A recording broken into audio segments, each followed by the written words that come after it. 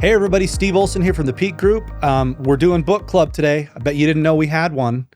I didn't know until about 10 minutes ago when I decided I was going to do this episode. But I picked up an interesting book recently called Missing Middle Housing. It's by Daniel Perilek.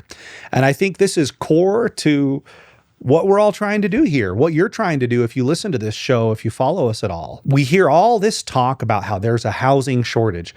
I heard kind of an absurd stat that we're anywhere from 1.1 to 8 million housing units short.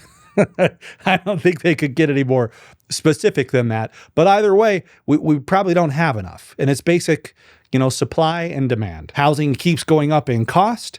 There must not be enough of it. Maybe I'm a simpleton, but that's how I view it. And so this book attempts to address like this fundamental problem that we have in America about why housing is not affordable. And it's because of that missing middle. We've got either these giant mid-rise and high-rise apartment complexes in the big cities across America, or we've got single family homes on quarter-acre lots. There's not a lot in the middle there, and the whole premise of the book is that we can solve that. And when we talk about missing middle unit housing, and these are just my notes from the book, so I'll look at the trusty iPad here if you don't mind. We're talking about townhouses, duplexes, fourplexes, like small multiplexes, like an 8-unit building, anything between a single family and a mid-rise apartment. And they say it's missing because this was actually quite common pre-World War II. I've been talking about World War II a lot lately. My fifth grader is starting to learn about it, and he's pretty interested in it. So kind of adorable. But I actually think it even continued a little bit after World War II. I've done a lot of fourplexes, and you may notice in most towns across America I visited, there are usually like a few hodgepodgey neighborhoods of fourplexes that a builder put up in like the 70s or the 80s, and then they just stopped. The book says it was before World War II, but either way, it's been a while. People haven't been building these in mass quantity until recently. I was doing a bunch of that in the Intermountain West. So it's missing because people just haven't been doing it. A combination of it wasn't profitable, and zoning is a problem. So we're not just talking about like the number, but scale and affordability, right? There's not a lot in the middle. You've got like affordable, subsidized government housing and then high-end luxury. There's just not a lot in the middle there. So the book makes the case that, especially with the nature and the way that the world and our country is growing, that there's this demand for like a walkable and diverse kind of affordable neighborhood that just doesn't exist. And so we've got millennials and Gen Z and boomers and single professionals and small families that need this stuff. It's not just big families and big homes or wealthy urban professionals that need a 2-bedroom skyrise apartment, right? There's a lot of people in that middle. And so zoning is one of the big problems. And I've certainly noticed this. We know the term in real estate development, NIMBYism, not in my backyard. That is strong. In the town that I live in, they approved a little bit of light retail and some duplexes and fourplexes on the main road going into the town. And the pitchforks and the torches are out. They do not like this at all.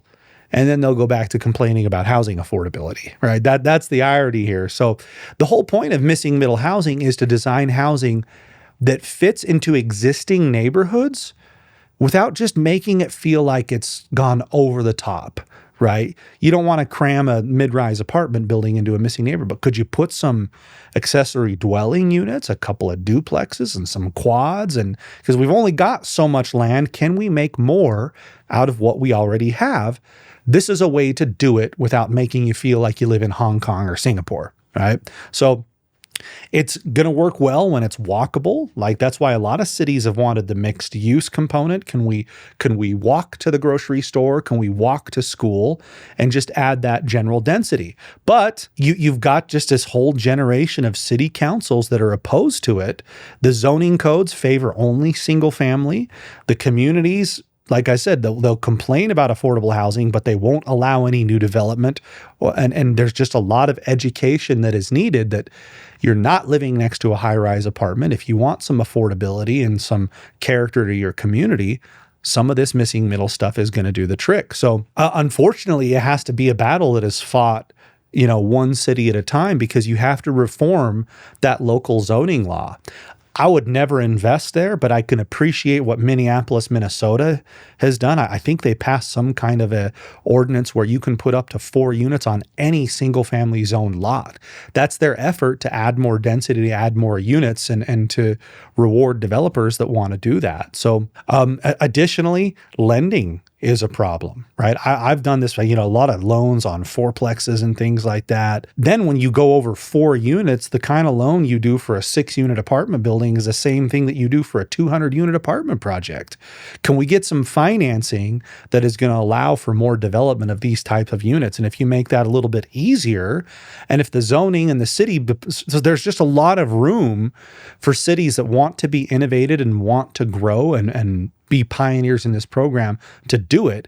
If the lending comes forward, it's going to require the courage of some developers too. So I think it's a great solution. We talk about, builders need to put up more units, but you can only do so much urban sprawl, right? You can only build, north of Dallas for so long. You can only build, sprawling out from Las Vegas and Phoenix for so long. Eventually you got to go, are we making the best of these neighborhoods that we have? And, there's resistance to that. You grew up with a white picket fence and a house, but is that the future for America?